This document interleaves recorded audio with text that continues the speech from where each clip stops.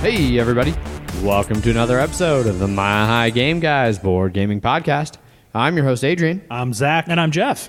And we are here with the first episode of the new way of doing our reviews. Technically, but I'm going to say third because we technically did standalone reviews. Oh, we did.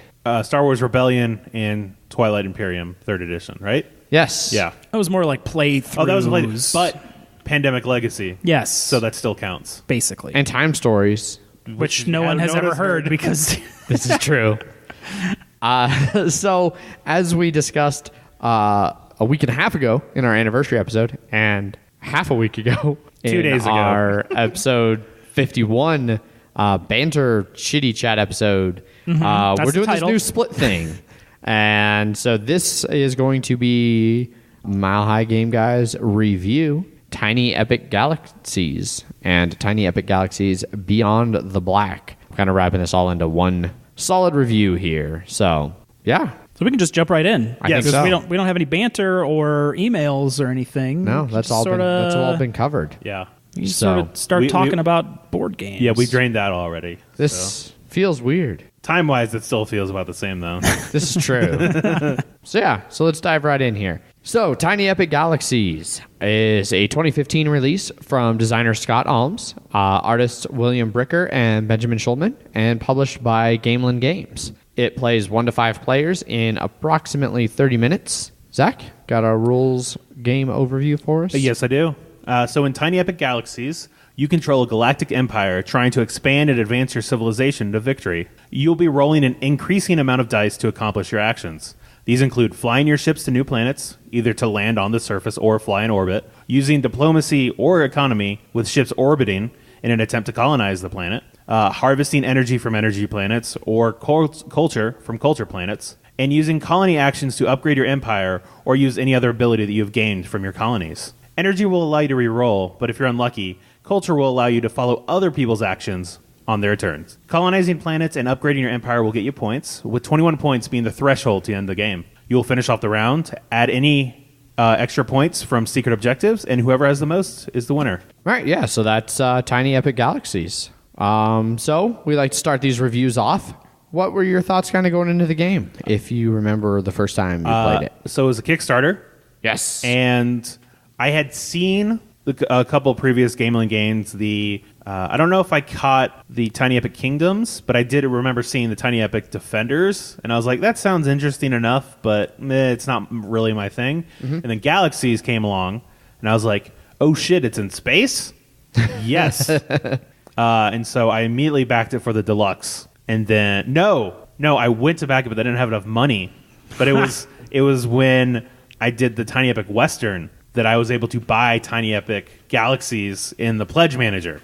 Oh, okay. So, because I remember wanting it, but then I didn't have the money at the time. And so when I had Western came along, I was like, sweet, I can finally buy that. And it was the deluxe edition, too. So I remember getting that, and I was like, sweet, I can't wait to play this. Cool. Jeff, do you remember what your initial thoughts were the first time you played? I did do their first Tiny Epic game, Tiny Epic Kingdoms. Did I get this version at Gen Con? Yes. Yeah, that's when I bought it. I didn't do I missed the Kickstarter. And then I think you had it at that point. Yes, I did, and yes. I was like, I need this version. I think I own almost all the Tiny Epic things except Western now. Mm-hmm. I like Tiny Epic, so I bought it. So Tiny Epic Galaxies for me was the first Tiny Epic game I ever played. It was way, way back at a game night. I don't remember how long ago, and it was a new couple that had shown up, and I was over talking to them, like introducing them, and I was like, hey, you want to play a game? And they're like, yeah, sure. And he was like, I have this, and busted it out and was like, hey, you want to play? And I was like, sure, I guess I'll learn a new game from new people who I don't know at all what their gaming experience is, which can be interesting sometimes. Yeah. But I thought he did a good job teaching, and yeah. So I didn't really have any thoughts going in. It was just like, oh, sure, I'll learn this new game. Surprise. So, moving on. Components. So I really like the dice. Yes, and they're custom D6s, yes, all the sides are unique. Yeah. And I really like how they're able to, and it's mind-boggling, especially like with Western. That's when I really noticed it. But like how they're able to fit all of this stuff into that little box that they have. Yes. Because when you lay it out on the board, or like you lay it out on your table, you're like, oh wow, this takes up a lot more space than I was expecting out of a box that size. Yeah. Like it's Tiny Epic. Yes. Like the name actually lives up to what's in the box. It does, yes. I like the art on there. I like the. I feel like everything is like on the planet cards. I think it's the icons and stuff are really easy enough to determine what they mean. I think the only sort of confusing thing is the colony, like for colony actions and stuff like that. Yeah, but I wish that the player boards, like I get that they're the size they are to fit right in that box. Yeah. I wish they had found some way with their graphic design to include what all the dice like symbols mean. Like so they have it on the center board that has like the scores and everything that shows you like, or not on that one, but on like the where you place your dice like as you use them. And it has like turn 2 dice into this other dice and things we'll get into later. But it has like an overview of like, oh, this face means you can do this, this, et cetera, et cetera. I wish they'd found a way to have that on the player board because sometimes, especially if you're playing like a 4 or 5 player game, it's upside down or something for you and you're like craning like, oh, wait, what does this? Especially if you're not super familiar with the game. Right. I can understand that, but that player board is packed with information too. Yes. So, but it doesn't, at least for me, it doesn't feel cluttered once you know what you're looking at. Right. I would agree. I think they do a good job of ever since Ant pointed it out last episode, it's going to be on my mind. Or shit's 2 going to be on episodes your ago. mind. Okay. Yes. They did a good job of fitting a lot of information into a small amount of like symbology and graphic design.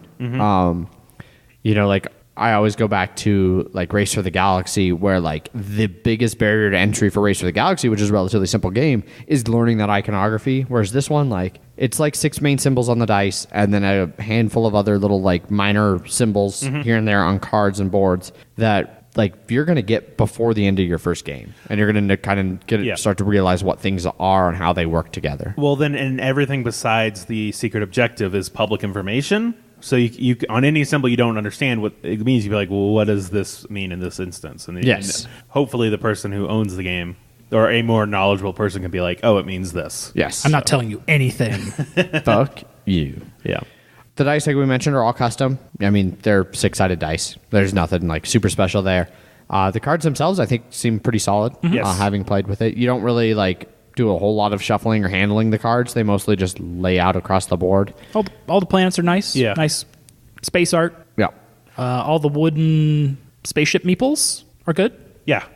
Yeah, and the base set, they're all the same. Yes. So yeah. all 5 players have just different colored of the same, like 4 spaceships, 3 spaceships? 4. But I like that the color distribution. I'm always a big fan whenever black is a color that you can choose. Yeah. So I'm happy that they included that. Yes.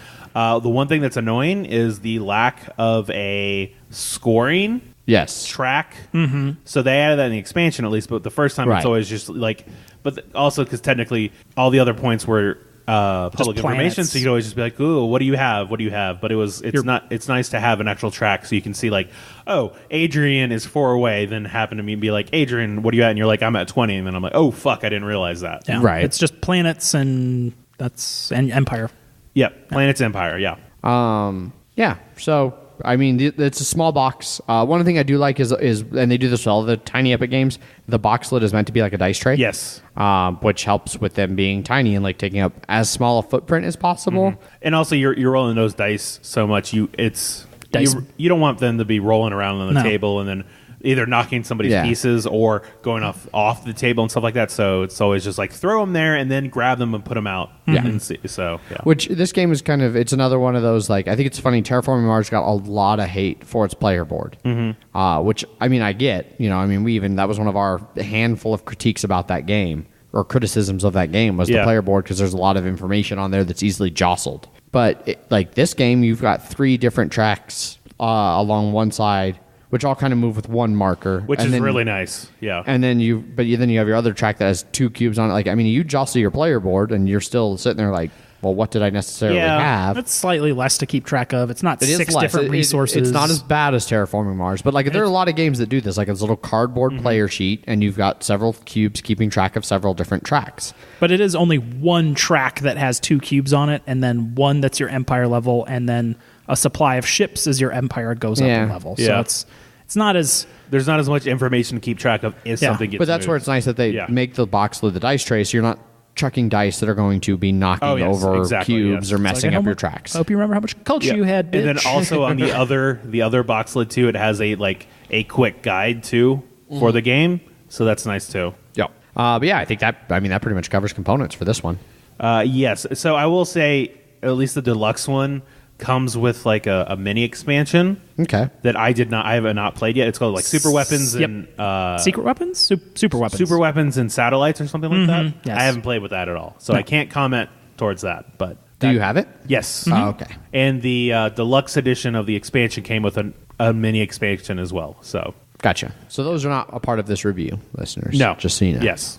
All right. So rules and rules explanation. Like I said, the first time I learned this was from a stranger at Game Night, somebody who's new to the group. I don't remember at all who it was, so I don't know if they still come or if they have never came again. I don't know, but That's when you first met Jeff. Jesus. that was not. I distinctly remember my first time meeting Jeff, and We it played was Splendor. not over Tiny Epic Galaxies.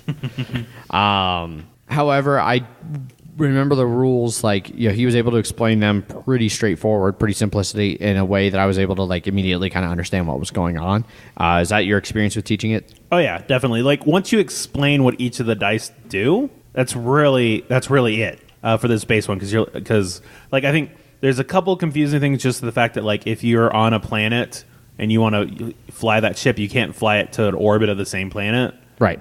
And then for people to realize that the colony actions include the planets that you colonized. Like, because in the base, when you first start off, it's only upgrading it's only for upgrading your empire because that's all you have. Right. And it's annoying that, like, the rules tell you to slide cards underneath the board, your player mount, which could cause things to move. So usually I just put them to the side. Yeah. Because it's a lot easier.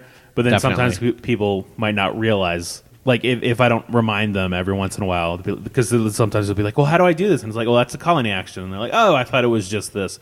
And the board, or the player board sort of has like a silver line that goes down that when you tuck the card underneath your player board, the line connects with that. And so, like, that's how it's supposed to represent that this is also a colony action. I think that could have been a little bit clearer. Yeah. Yeah. But otherwise, yeah, once you explain people what the dice do and how following works, it's pretty easy, I think. And yeah, that's basically about it. I would say 5-10 minutes at most to teach it. So Yeah. It's Sound about right, there's Jeff? the little converter thing. Yeah. It's turn 2 to turn a third into any one. Yeah. Not turn those 2 into any one. Yeah. That was the only other thing I was confused about. Yeah. I've rarely used that, and Yeah. so Unless it's like I've used 3 energy and still can't get the thing I need, Yeah. and all the that's secret. all I want to do this turn. Yeah, all the secret missions are pretty self-explanatory Yeah. as well. Like have the least planets, have the most planets, have the most points in planets. So yeah. Agreed. Gameplay itself. So first of all, yeah. it does not take 30 minutes. No, it does not. It is. I'd say at least an hour. Yeah. I mean, maybe outside of game night with definitely not with 5 people, but like 3 or 4, if everyone's like completely focused on it, maybe. But I would definitely say at least, I would put it at 45 minutes to an hour at least. Yeah, I can honestly say that any situation I could ever see myself like regularly playing this game, it's going to be at least an hour. Overall gameplay, I think, goes pretty smooth. The worst thing is this is another one of those games where since you can do things on other people's turn, it's hard for somebody to like step away from the table. Like we played game night, and that was a thing that came up the last time we played. Like I went to go get a beer, and the bartender was kind of busy and like having a bad day, and kind of ignored me for like 10 minutes. And so I'm sitting at the bar waiting for a beer for 10 minutes, and like you guys could have waited for me, but at the same time, like that doesn't necessarily make sense to wait for like 15 minutes for one player. So you kept moving on. So like I missed the chances to like follow and like participate in the game, and like that can be rough. It also means that it's going to hurt if you have one of those players who's like really distractible and like on their phone and not paying attention, because they'll be like, oh wait, what did you do? Yeah. Oh, actually I want to follow on like that 4th dice that you played, even though you played 7 dice. And so You just got to kind of lay down the law and be like, pay attention. Yeah, I mean that is the follow mechanic is probably my favorite thing in this game because it is a dice-based game. You can have bad luck of you really need to fly your ship and you could spend 7 energy and still not roll a fly. And then if Adrian on your turn you rolled like 4 fly that you wanted to use. If without follow, I'd be like, God damn it, this is so annoying. But I'd be like, oh, I have a culture. Well, I'll just follow you on that. Now that I can, it allows me to do that. But I also like that, because when you are upgrading, when you're trying to colonize, it's whoever gets to, because multiple people can be on the same colonization track, and then whoever gets to, the end of diplomacy first gets that planet. So if you and I are on the same track, if you go up 1 on that, I could follow you and go up 1 as well. But whoever rolled the dice, they do their actions first. So if they make it to the end first, yeah. But I mean, if they're not paying attention and you're tied up at the last spot, and then they advance somewhere else, you're like, oh well, I'll follow and steal this other planet out from under you. Exactly. Yeah. I will say, however, with the follow mechanic, I think the following is the one area where I think it can kind of not necessarily break the game. I haven't played it enough to say that I think it's broken, but I definitely, in my handful of plays, feel that it can be significantly unfair, is turn order advantage. So first player, you're just stuck doing your turn, which is rolling 5 dice at the start. 4 dice. 4 dice at the start. And then people can follow you. And everybody starts with 1 culture. And so... and this is where I think it can start to get unfair. So, second player could, say, follow you on one of your things with their culture to advance their civilization, and now they get to roll 5 dice on their turn. And, so say everybody else followed. Just say second, third, and fourth player all followed. Well, now second player gets to roll 5 dice. Third and fourth player have used their culture. They can't follow. And then same thing, it comes around to third player. Now they can roll. Well, now first and second player, in theory, did things on their turn. Maybe they can follow. Fourth player still can't follow. And so I think that can really lead to kind of, I think in that game, second player is the best starting position. I would agree with that. The second player is the best. And I can sort of agree for the first round. It's sort of you really have to choose to do when to do that 1 culture follow. But otherwise, I think, I don't know, it doesn't really... I don't know. I've seen it seems to me like a lot of times in this game, you run into situations where people who do well continue to do well. Yeah. I mean, obviously it's a dice game, so there's significant randomness. So somebody who's doing well could just have a bunch of really shitty rolls. I had 2 games where I couldn't colonize a planet because I couldn't get the damn rolls on my turn. Yeah, and so I agree. I like the idea of the follow mechanic as a dice mitigation kind of a tool. Like you were saying, oh, I didn't get the thing I needed. Well, the next player did. I'll use a culture. That's all contingent on your ability to get culture. Yeah, I would say that one of the few, culture is super important in this game, and newer people might not realize that. And so I've played it where it's as I know, the first thing you need to do is get some sort of culture engine going so that you can still do other stuff on your turn, but be able to follow people effectively on their turn. Right. Because I feel that most of your gameplay is going to be on other people's turns, not exactly yours. Yeah. So, and if you have 2 ships if you want to have any chance of winning, that's what I mean. That should be the case. Yes. And if you have 2 ships on 2 culture planets, and someone uses a culture die, you could follow and get net 1 culture. Exactly. Yeah. Which is super useful. It is. Especially when you have the expansion. Exactly. Yes. Yeah. So one sort of thing is that your home planet or your home galaxy is an energy planet. So in the base game, there are no default culture planets. So technically, and I've seen it before, the first, say you're playing with 4 people, the 6 planets that come out, they're all energy. There is no culture. Yeah. So and you just can't get culture. Yeah, you can't get culture until unless there's text on one of the planets. Exactly. So it is a little that randomness of the card draw is a little annoying if you can't follow other people effectively. Right. So, and then that goes to the other thing, so this game, dice are a huge part of this game. And me being who I am and the gamer that I am, I really try to avoid dice. Some games I think do dice mitigation really well, and some don't. And then there are some games I still in theory like Zombicide, where you're just chucking huge handfuls of dice. But this is a game where the mitigation is important. And so I think there's some flaws, like I was just talking about, with the follow mechanic. I understand what they're trying to do, and I appreciate that. The change, use 2 dice to change a third dice. Again, you start off rolling 4 dice. So essentially tying up 3 of your 4 dice to get 1 that you want. I mean... Yeah. I for me, at least, it's just... I never try to get into a position where it's like, I need to do this one thing. But obviously, there are going to be times when it's just like, if both your ships are on your home planet, you're like, I need to fly them to get out to be able to do something. And unfortunately, there can be times where, for whatever reason, you just don't get those. I do like that. So you get 1 free reroll at least, which is nice. And every reroll that you want to do just costs 1 energy, which energy is really easy to get.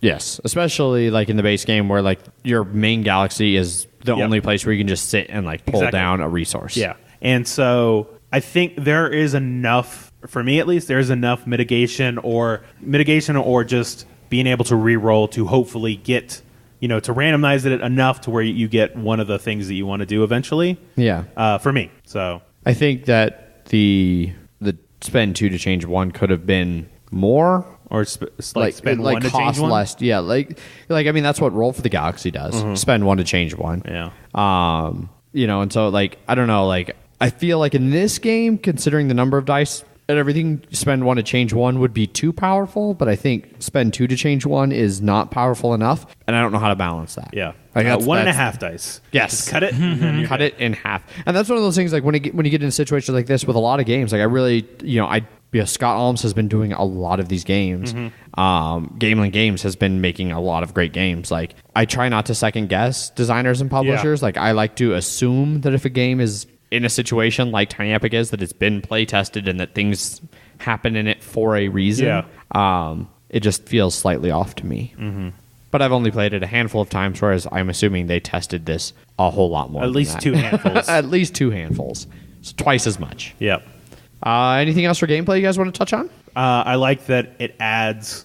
so the end of the game is, once somebody hits 21 points, it finishes out the round. Yes.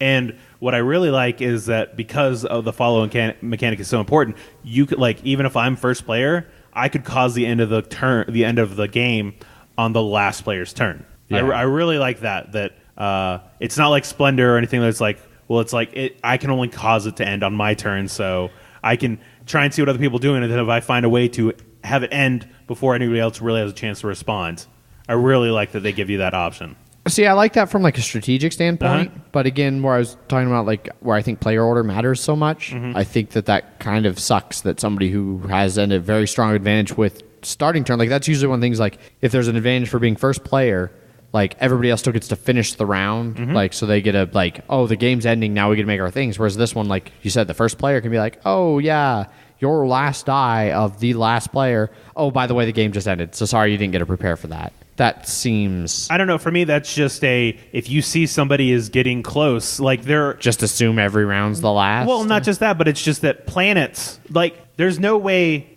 if I'm like I said, if I'm the first player and I need to do that diplomacy die in order for me to, I need to increase diplomacy twice to do it. People should realize because if you have a die that you don't want to activate, you can just choose not to activate it, which is it's not like whatever you roll you have to do. So if no one uses diplomacy, then there are ways, obviously, but it's a lot harder for that person to end it there. So for me, it's more of people aren't paying attention, and that allows me to get the win. Okay. So I'll buy it. Yeah. Jeff? Counting is important. Counting is important. Yeah. But I think that's also a little bit of the problem of not having a scoreboard. Is that you basically just have to be like, how much do you have again? Yeah. Should I be worried about that 3 planet, that 3-point planet? And they're like, yeah, I have 20 points. And like, oh, fuck, versus 17 points. No, you don't have to worry about it as much. And so, yeah. And then there's the secret missions that come in the end that could... Yeah, so that gives you a little bit, because they're only usually 2 to 3 points. Yeah, they're not much at all. So if someone is 5 points ahead, you're like, no matter what, they win. But if it's like, oh, I'm at 21 and Jeff is at 22, if he didn't get his and I got mine, then I'm going to win. So in certain cases it'll work, but usually it's just minor boost. Yeah, correct. So yeah, final thoughts on base Tiny Epic Galaxies. I think this is their best Tiny Epic game. I would agree with that. Yeah. So I've only played Tiny Epic Galaxies and Tiny Epic Western, And from that standpoint, I would agree. That being said, I do not care for Tiny Epic Galaxies myself. Yeah. I feel like people should have realized that before we even started the episode. Yes. Like, they're reviewing Tiny Epic Galaxies. Adrian's not going to like this game, is he? I was picking up a table for Edward earlier, and he's like, hey, what are you guys reviewing tonight? I was like, Tiny Epic Galaxies. He goes, oh, have fun with that. I was like, gonna try. I do like it way more than Tiny Epic Western. I think if anybody goes back and listens to our Tiny Epic Western review, I was pretty harsh on that. Especially because I think part of that was my expectations. But if this game regularly played in 30 minutes, I would be totally down for it. Yeah. I think that for how long it actually takes on the table in the situations where I would play this game, it takes too long. It overstays its welcome a little bit for me. That's my main complaint. I think a lot of it too is that if you are prone to AP, this game can bring it out of you, because especially when it's on your turn and you're trying to figure out what dice you want to do, because like you can activate a die and then re-roll your die if you want, or activate a couple die, and you get to do all these things in your order, and then you have to wait to see if people are wanting to follow or not. And so there's a ton of places for if someone is taking too long to think about stuff that it can, like, that's why I definitely agree that this doesn't play in 30 minutes. Yeah. It's just all those little decisions of someone taking 5 extra seconds every time. The follow thing is huge because, like you play and like two people are like, oh yeah, I'll follow. And then all of a sudden, like, you go to play the next time, the fourth person's like, all of a sudden they click in like, oh wait, no shit, I want to follow too. Yeah.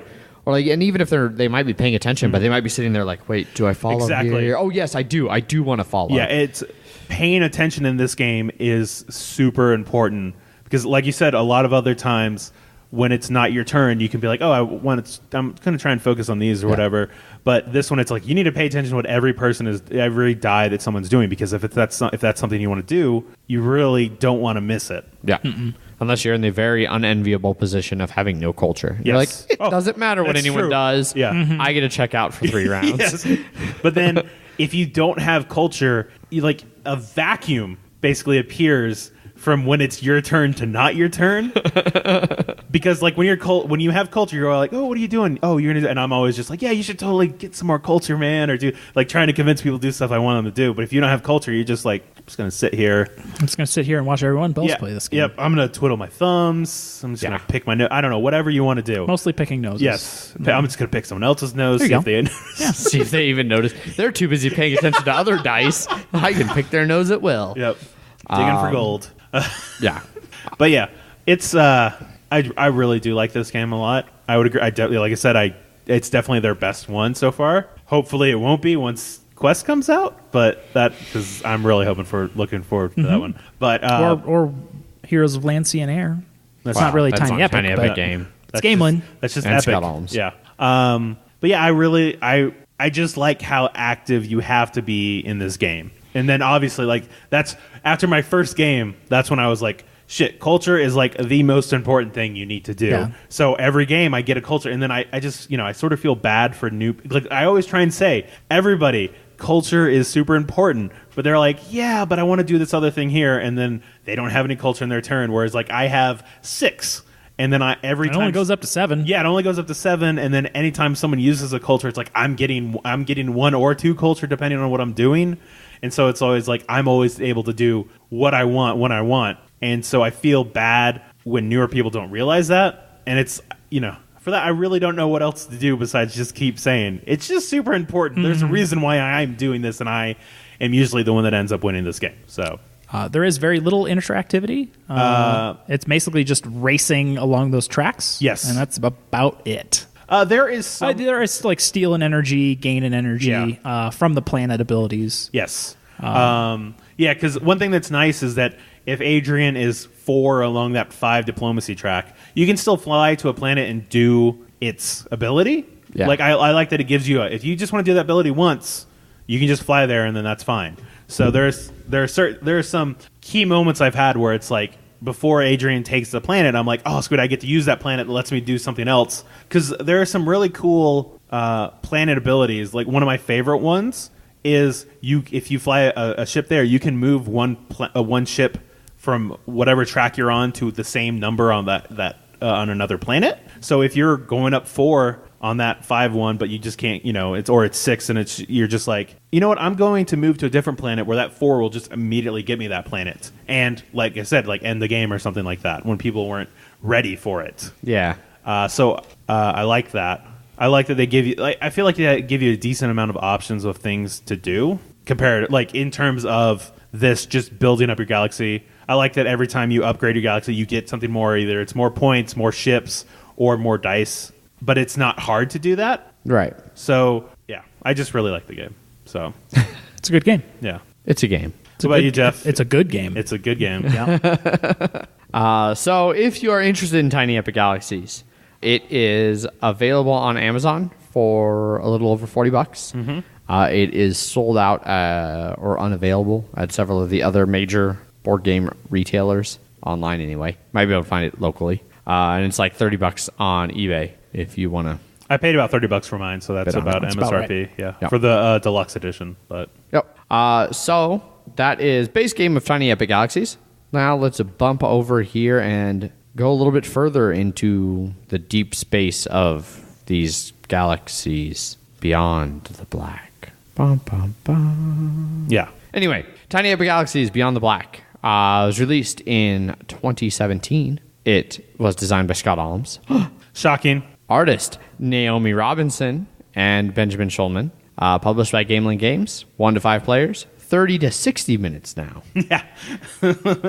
Zach, you got any additional rules overview game rundown? So basically, it just adds 2 new gameplay options. The first is a new location, it's called Unexplored Space. So when you fly there, you're basically going to have a push your luck aspect where you're flipping over these circular cards that either have good or bad locations. And if it's a good location, you can choose to go further if you don't like that one. But if it's a bad one, you just have to take the bad. And then all those cards will continue to stay up. So if someone else flies there, they could choose to just take a face-up card already. Now, those cards can get you points. They can get you culture or energy. And then they also will have, they're called exploration badges. And whoever has the most of there's 4 different types. And whoever has the most of each one will get extra points at the end of the game. And so the second thing that added is pilots and like new ships statically. So basically, there's going to be a bunch of pilots that go out right on top of the planets. And if you use 2 dice of the same type, you can hire certain pilots and have them use certain ships. And all of those pilots have unique abilities. And they basically make your ships unique, which is nice because all the 4 new ships are unique ships. So you will know this pilot is connected to this ship, and so that does this in this specific instance. And it also has these exploration badges. So that's pretty much it. Right. And new planets. And new planets, obviously, Yep. yes. Basic new cards mixed Yes. in. So. Yeah, new secret objectives as well. And like I said, that extra expansion, which I haven't played. Yeah. Okay. So thoughts going into it. This might be very likely the same, but we'll touch on it really briefly. It was Kickstarter. I was a day one backer, and I'm very happy I backed it. Same here. Same thing. Once I heard that there was an expansion for it, I was like, sign me up. And they're like, all right, I'll sign you up if you click that button and give us money. And I'm like, okay. That is typically how those types of transactions work. And we got our copies just like a couple weeks ago, right? Yes. Same day, no less. Yes. Yeah. Three of our, me, Jeff, and Bob, our friends, all ordered it, and in Denver, we got them all on the same day. It was great. Funny that maybe like shipping works that way, where like a shipping company is like, oh, we have all these ones going to Denver. Let's put them on the same truck to Denver. I'm not buying it. Yeah, I don't know how shipping works. Logistics. So for me, I was interested to try it out. Like I said, I was pretty lukewarm on Tiny Epic Galaxies, but that was something that I kind of forgotten because it had been a long time since I'd played, and so everybody was getting their Beyond the Blacks, and I saw everybody playing in them a couple weeks ago when they all came in. I was like, yeah, let's try this. I heard it adds some more gameplay stuff. Maybe it'll. How could you forget that it had dice? I don't hate all dice. I don't hate all dice. I don't hate all dice. Some dice. Ooh. But so I went into it cautiously optimistic. Naively optimistic. Yes, naively sounds better. Naivete. Yep. But yeah, I heard it added some new things, so I was interested to see how that would change the game. So, components. This doesn't really add a whole lot component-wise. it that's does worth talking enough. about. It does enough. It adds the new ships, which I like. And that's the main component change. And then also the scoreboard. And yes, which we talked about, Yep. was lacking very much from And so I the was old happy. one. And the new Explore things, the round Explore cards. It increases the because of the new pilots in the unexplored space. The footprint on the board on your table is a lot bigger now. So that's why I was definitely like, oh wow, this is just taken up. It's like 3 rows of cards now. It's a galaxy just expanding across Exactly. your table. And then everybody has a new player board to have the unique ships as well. Yes. So, An additional player board. Little sideboard. yep. That your pilots actually fit nicely onto. They do. Where, depending on which ship of the 4 different ships that pilot can pilot. Because each pilot can't just take any ship. They can take 1, 4, etc. I mean, technically they can, but it costs a lot more to do that. It costs 3 of one die. 3 of the same. Yeah, 3 of the same die versus like 2 diplomacy to get that one. So, Yep. but yeah, component wise, it's otherwise the same. Yeah, the card stock. I mean, this is one of those games. Like sometimes you notice, like when there's an expansion, like the card stock has changed a little bit, or even the color's slightly different. I never noticed. I did notice one thing. Remember those gray lines that I was talking about? Vaguely. For the colony, the colony actions, they were slightly off. In this one, and even though I don't even tuck it under, I noticed it, and I was like, "Oh, why? You're so close, so close." But yeah, the one thing that I did really like, and I noticed pretty much immediately, was the different unique ship styles. Like it's just cool to have, like not have the same generic ship. Yes. But that was One mostly looks like I like the circle cards too. I thought round cards. The round cards worked well. yeah, especially for what you're doing, exploring unexplored space. Yeah. They're very planet-esque. Yes. Rules and rules explanation doesn't really add a whole lot of rules overhead or new stuff to explain. No. Explain wise, no, it doesn't. It's just, if you want to do explore, you just fly there and then do it.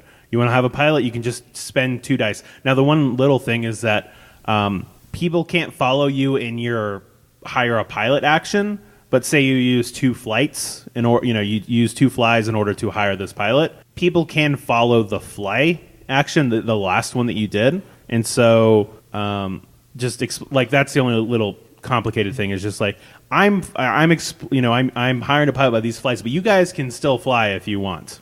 Yeah. So like I'm using these 3 dice. You can do the last one because I'm playing them as one step. Yes. And then they do add planets that have either or culture energy. Yeah. And that's your choice, those are nice to be on.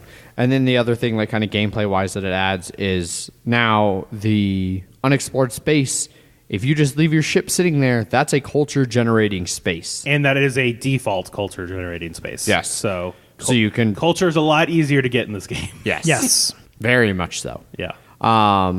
And I guess the red explore ones will have bad stuff. It's usually a track that you have to, like a black hole that the ship has to go around, and you can use either the economy or the diplomacy. Yeah. Yeah. It's annoying, but it's usually not. It's a delay. Yeah, it's a delay, and you get point. Usually, the red ones have better. They like especially like the black hole and stuff. They have all 4 icons, and they get you a point. So it's the bad stuff does get you more than the good stuff. Yeah, it's mostly it's less like this is a punishment and more like here's a reward you have to earn. Yes. Rather than here's a reward you just get. Yeah. I mean, getting 2 culture just by going there is pretty nice, though. Yes, it is. Yeah. Yes. So gameplay wise, how do you think this expansion really changes the way the game plays? It's fantastic. It gives you a lot more to do. Yes. Because now instead of just a race to get the planets, you could be getting pilots to get your points. You could be going to unexplored space and getting points that way and getting those icon badges. Now at the end of the game, you have more hidden points, which is I really like. Yes, there's more uncertainty in the final score. Exactly, because it's whoever has the most of an icon gets 2 points. Second most gets 1 point. And there's 4 of those, so technically there's 8 points just from that could swing somebody if they are going heavy on the exploration. Yeah. They may have been trailing behind a little bit because of that, but then you're like, oh shit, now I can. I had all of those, so I had 8 more points, and you may be able to jump into the lead with that. Yeah. So I I always like hidden points like that. And that's on top of the secret objectives, which are still there. Yes. So there's even more of Exactly. that point uncertainty. Yeah, it's no longer just a minor boost like Jeff talked. It's actually just because someone ended it first doesn't mean they're going to win. Yeah, you need to like end it with a substantial lead to feel comfortable. Yes, exactly. A lot of the pilots are very nice. They have a lot of unique abilities. Yes, the bookworm who can acquire culture instead of energy. So if you land on energy planet, he can just get more culture. Yeah. You have Tim Schafer. The networker. So that one was Kickstarter exclusive, by the way. Gotcha. Yeah, because there was a pack of like 4 or 5 that are named after like just famous people or people that were really helpful in getting this made or something like that. So gotcha. That's why Tim Schafer and then other people are there. So, Okay. Yeah. Powers like when the ship moves to orbit a planet, it immediately uses that planet's action. Yeah. Like you had landed on the planet. Yeah. Anytime a ship returns to your galaxy map, require 2 resources of your choice. Yeah. Like pilots are super powerful. Yeah. And then there's like one of our favorite ones, the monk, that just if he hangs out in unexplored space, you just get a culture at the end of your turn. Mm-hmm. So Free culture. Yep. Or there was one where it's like if you explore, so go to unexplored space, then you get to immediately fly to a planet and do its action. Mm-hmm. So it's just a free fly because once you go to unexplored space, you can't do it again until either you fly another ship there because you can actually have 2 ships there or multiple Or ships. 4. That's what yeah. Yeah. Or you have to fly a ship out and then back in. Mm-hmm. So I've had multiple very good pilots that are I just ignore all the bad stuff on the red and I just take it. yeah. The pilots are a welcome addition to this game. Yes, they are. I would agree. I think that gameplay-wise, having that culture spot, and especially considering how powerful culture is in this game, one thing that has changed gameplay-wise is everybody's got at least 1 ship, if not 2, just camping on that deep space, ready for like, oh, you're doing culture? Oh, I'll follow your culture, and oh, look at that, I make 2 or 3. Mm-hmm. So like following culture nets you positive culture. Yeah. I can definitely see some people have said that like culture may be too easy to get now. Yeah. Because I think there was only one turn where I had like 2 or less culture. Yeah. Once you get your engine going, then it's. But as my secret objective in the game we played with this was to have 3 culture and 3 energy at the end of the game, and that was child's play to achieve. Right. I pulled them up and I was like, oh yeah. Like I hadn't even played, but I'd heard enough about how much easier culture was. I was like, yeah, this is what I'm doing, and yeah, it was easy. Especially like with the addition of planets where you can get either energy or culture, because those are nice. Because go park a ship there, and now I am going to do energy. And I can get energy, or I do culture and get culture. It's nice. Yeah. I found like when we were playing, it seemed like people really, really loved the empty space or unexplored space, and not just because of culture. Like you'd see people like bounce back just to flip more of those tiles because like the bonuses you get from some of the good ones are really pretty great bonuses. Yeah. And I think that's also just part of people like something new. Yeah, it's like, ooh, let's see what I find now. Rarely will I see people press their luck that often. It's usually like, oh, this is a good one. Sure, yeah, I'll take it. Yeah, unless obviously, like Jeff was saying, if you have the pilot that lets you ignore all the red things, and you're like, I'm just gonna find a red thing because it's gonna give me a great amount, tons of symbols, and stuff like that's, that. What 8 points if you have the most symbols at the end. Jeff and I have played this twice so far, and I found it really funny that Jeff he got the same pilots that he did last time, and you had that one pilot, and you just kept burning there, and so you were able to get like 5 or 6 points from that, and I every time you did that, I was just like, all right, well, this one symbol, I'm gonna fucking get it. Yeah. And so, because every time people will be like, oh, that first one, that blue one, oh, I got 4, I got 5, I got 3, and Jeff is 9, 7. Yeah, and then so the one time you're like 8, and I was like, fuck you, 11, motherfucker. And so you can upgrade because the symbols are on the pilots as well. Yeah, and you can upgrade pilots too. If say you only have 2 pilots, because if you only have 2 ships available, you can only have 2 pilots because you don't have all 4. Yeah, you can't upgrade a ship that you don't have access to yet, and so because you still have to upgrade your empire. And so if you see another pilot, you could just be like, oh, I'm just gonna get that one instead, and you basically replace it, but you still get the symbols and the points from the previous pilot. So that's nice as well. Correct. So yeah, anything else you guys want to add for gameplay? I can't think of anything. Yeah. Doesn't change a lot from the base game. It adds some new things. like It adds more. Yeah. Yeah. Cool. Pilots. Final thoughts then. I think for me, I wouldn't play this game without the expansion anymore. It changed, or like I said, it just made the game wider. Yes. Which I really liked. Unfortunately, it does increase the length because before it was just planets to get you points, and those planets were worth more points than like going to unexplored space or for pilots and stuff like that. And there's technically more for people to be like, ooh, what is this? Ooh, what is this? Instead of just focusing on points. Going into orbit and rolling economy and diplomacy. Yeah, exactly. Right. But I'm okay with that. I think it made the game better. And it just gave you more options, which I think I really like in games. So You guys are finding the perfect way to word your final thoughts on the game to where I have to agree with you. Yeah. I also would not play without this. Like I mean, I'm pretty unlikely. I'm pretty unlikely to play outside of a handful of situations. Like this might be something like if we were having a big game day at the house, where there's like 5 or 6 of us, and we wanted to play a light game like before Indonesia to like appease Zach. I would play. I would play something like this, but I wouldn't play without the expansion. Like, I think that, yes, culture might be significantly easier to get in this one, but it helps mitigate that early, like, oh, I'm second player and I get to follow, and then I immediately get to take my turn to earn more culture so I can follow third and fourth, so I followed everyone else. Right. I think it helps mitigate that by making culture much more widely available. I like the deep space, like the exploration. I like the push your luck aspect of that part of the game. I agree the pilots are super awesome and allow you to kind of feel like you're doing something unique. Whereas like in the base game, everybody's playing exactly the same and has like as you earn planets, you kind of get unique in what your planet abilities are. The pilots make it feel They make it a lot better because especially like Jeff had one that was the Peacekeeper that was just like you can't advance past him. And so it's like anytime that ship landed on a thing, you're like, oh, I'm not going there. Yeah, I'm not going there. This is mine now. Yeah. But yeah, so I think that this is pretty much mandatory expansion. I like you can get a lot more culture because there's a lot more things you can do. You have pilots that want to do exploring, and I mean, how you win the game is getting the most points, and a lot of that stuff's like, here's a point, here's maybe 2 points, and being able to have that much culture to be able to fly with people. You get a lot more actions during the game because there are a lot more actions to do. Yes. Especially if you get stuck on a black hole or something, and it's like, well, there's that ship stuck there for at least until I can spend 3 die or follow 3 die of the right one. So it expands it significantly. You're doing more all over the game. Yes. Do you think it's mandatory? Yes. Okay.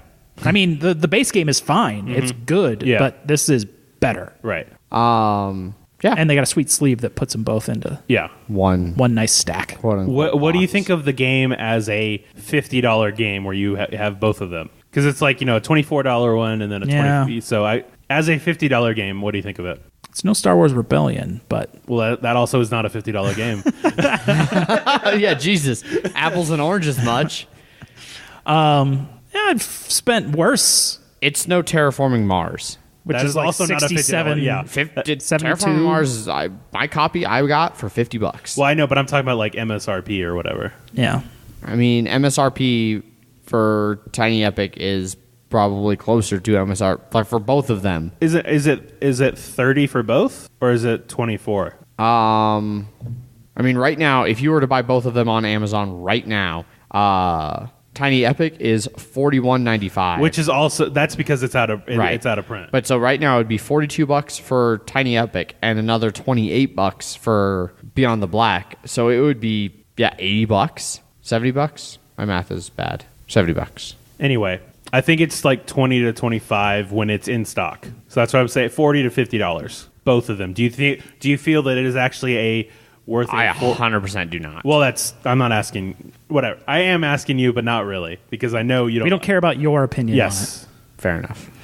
Jeff, do you want to continue your opinion before I give my full opinion on both? Yeah. $50 is a lot for a game. Would you recommend people like get the first one, and then if you like that, then get the expansion, or is it just? I don't know, because I think it's a way better game with the expansion. But it's also a hard sell at $50. Yeah. But it's worth $50. I would say it's worth $50, but I would say get the base game first. Yeah. If you like it, then you'll like it better with this. Yeah, if you like it, you're gonna love it. Yeah. With Beyond the Black. Which I feel like same thing. Like if you're interested in this, try the first one first, because if you don't care for the first one, the second one's probably not going to. It's not. No, it's just. It is definitely not going to change your opinion, because I feel like most of the people's problem with it is based around the dice, and right. So, yeah, I definitely don't think it's worth $50. Like there's plenty of other games that you can get for that $50 to $60 range that are, I think, more fleshed out. I mean, it's getting harder. I mean, some of the games I like, you can't touch for under 100, which is annoying.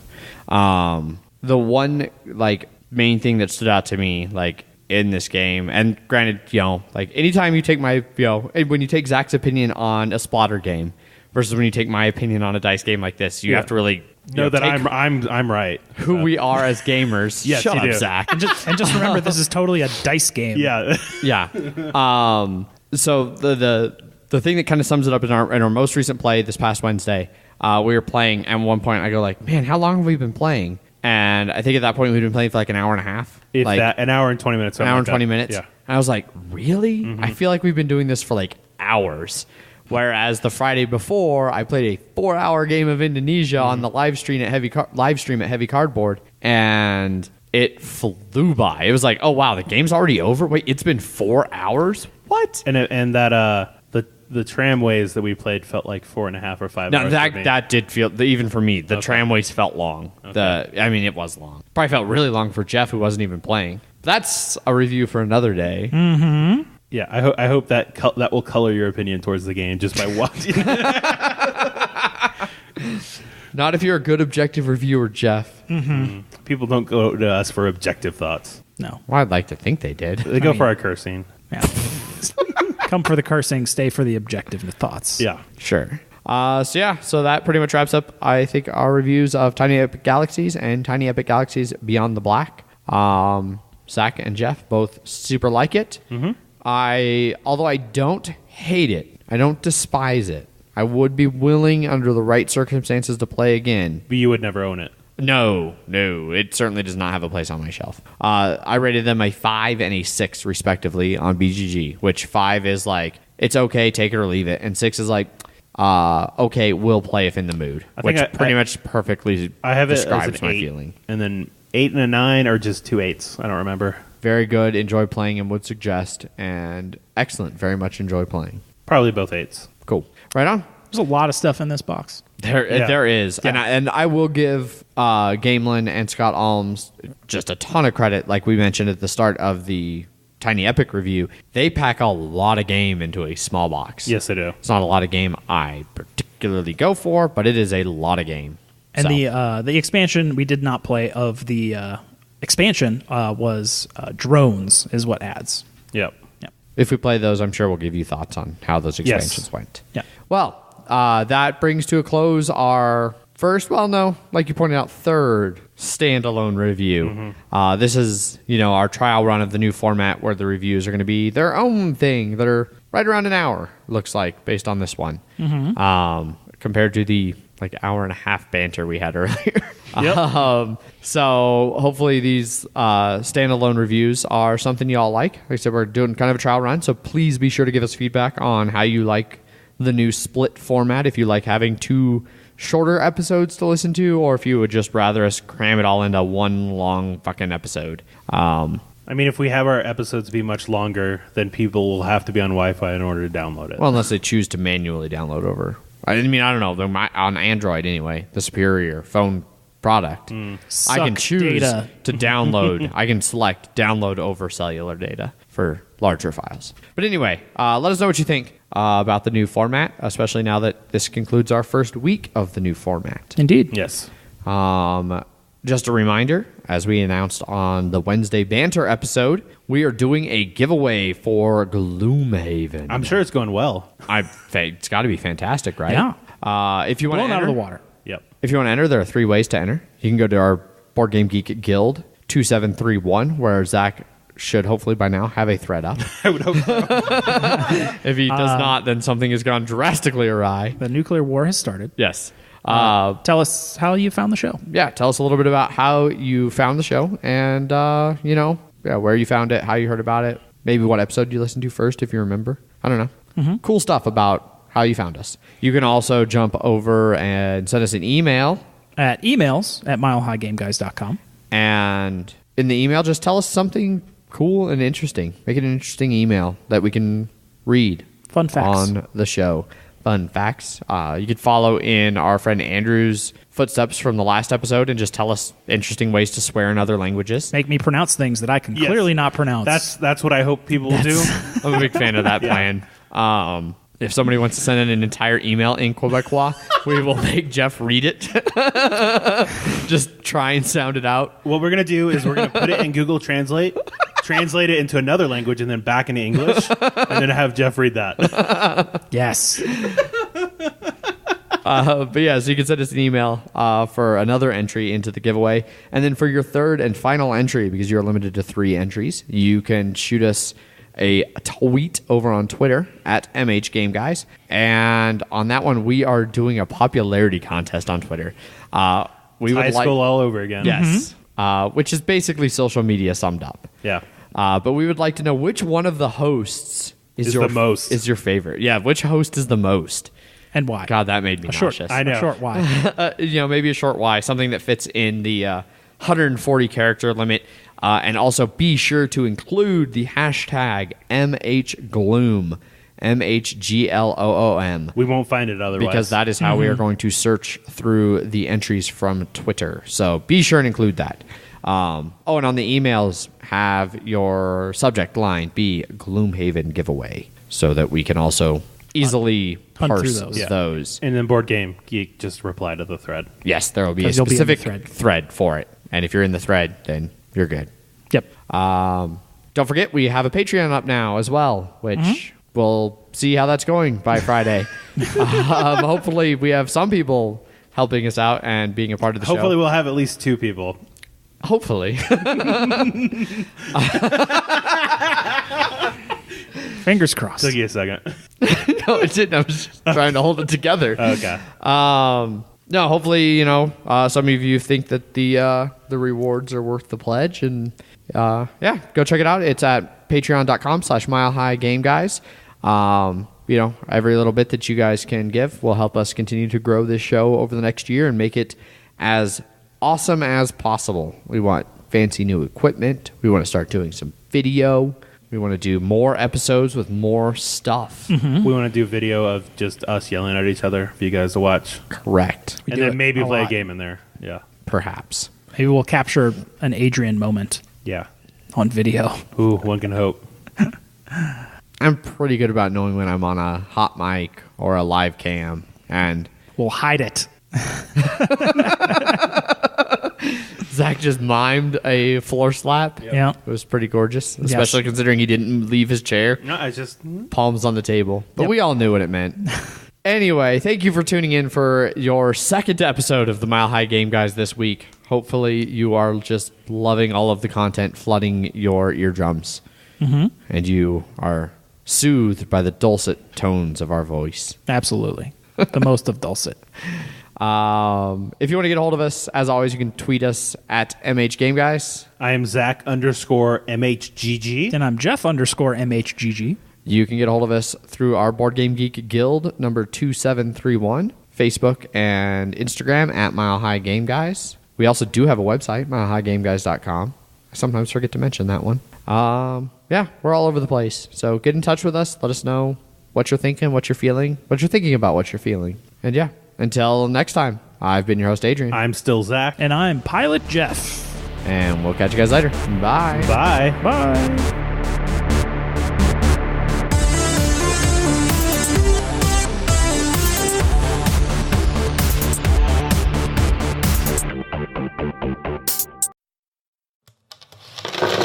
Punchboard Media, where we all bring something to the table.